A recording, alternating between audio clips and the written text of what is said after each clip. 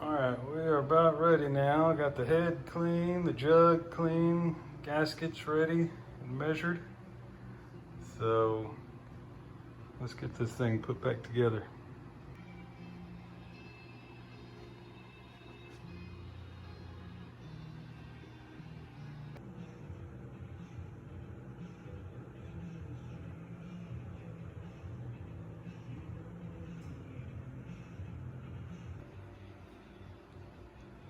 Look at the shine on that piston. That is not worth the work put into that. Next time, I think I will just buy a new one. Okay, one last look before we put the top on. Man, that thing's good. Still, I'm telling you, it was 2 hours worth of work to get that thing like that.